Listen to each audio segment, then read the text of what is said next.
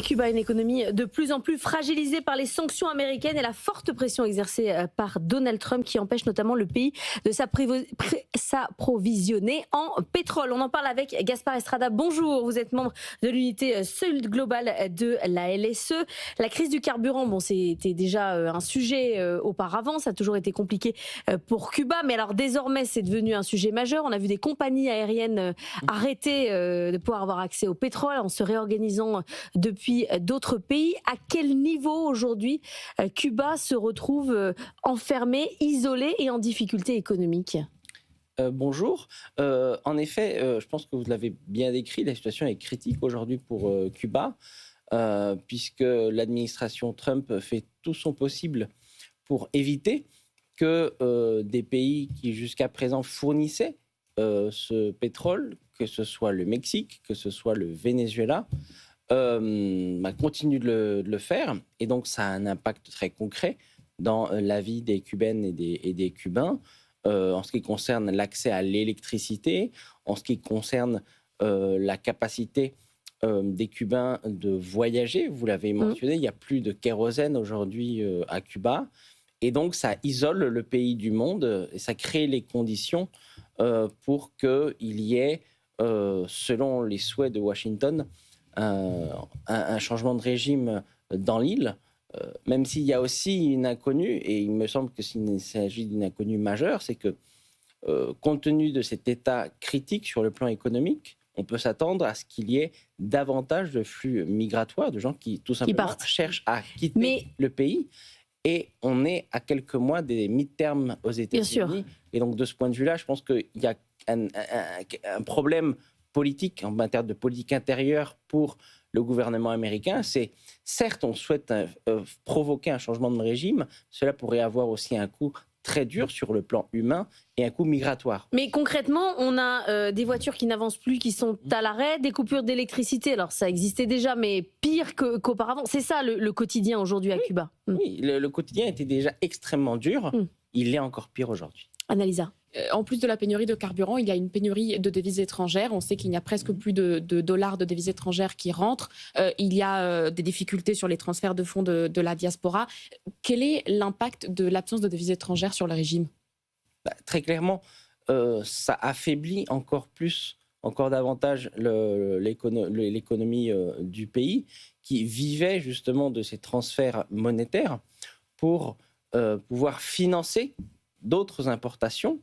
Et tout cela a été construit par l'administration américaine, que ce soit durant le premier mandat de Donald Trump, le fait de bloquer le plus possible les investissements en matière économique, notamment dans le secteur du tourisme, et notamment durant la pandémie, lorsque Trump était encore président, un secteur économique qui ne s'est jamais réellement relevé de la pandémie, que ce soit en maintenant les sanctions des États-Unis.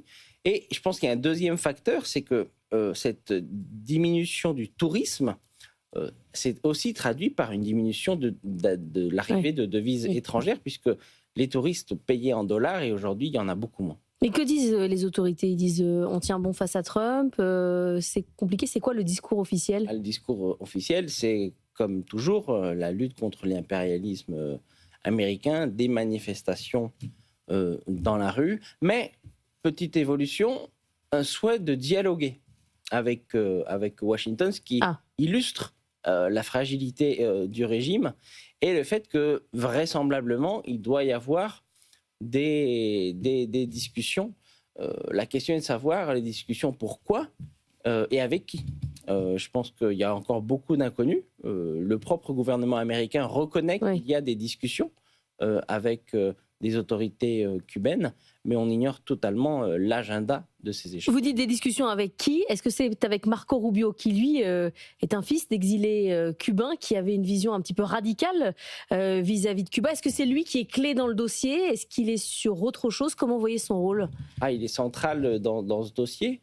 Tout d'abord parce que pour lui, c'est un élément central pour la conduite de sa politique étrangère, et c'est quelque chose qui le rendrait vraiment incontournable notamment vis-à-vis de ses électeurs, des électeurs plutôt latinos, dans le sud de la Floride, qui est sa circonscription électorale, mais qui enverrait un message très fort en disant, s'il y a un changement de régime, enfin, voilà la personne qui a réussi à mettre fin au régime castriste. Il faut bien avoir à l'esprit que Marco Rubio se positionne par rapport à l'élection présidentielle de 2028. Et donc, ce serait pour lui, voilà, un marqueur politique. Annalisa. Donald Trump dit que le Cuba va étouffer tout seul, que toutes ces sanctions vont faire que le régime va s'asphyxier sans besoin d'une intervention directe des États-Unis. Ce qui est sûr, c'est qu'on a prédit déjà l'effondrement du régime des dizaines de fois au cours des dernières années. Qu'est-ce qui fait que cette fois, c'est différent? Est-ce que cette fois, c'est différent? Je pense que je peux pas du tout prédire.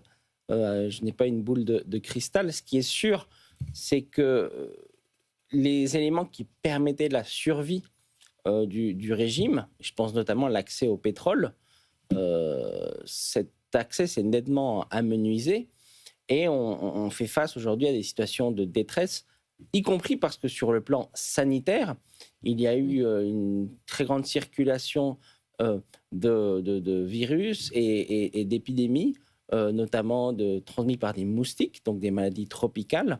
Et ça a aussi contribué à diminuer le nombre de touristes et donc l'afflux de dollars. Et c'est pour ça que, de ce point de vue-là, cette stratégie américaine, elle vise vraiment à asphyxier l'économie cubaine dans toutes ses modalités. Et donc c'est pour ça que cette crise, elle est quand même historiquement grave. Merci beaucoup Gaspard Estrada d'être venu ce matin dans la matinale de l'économie.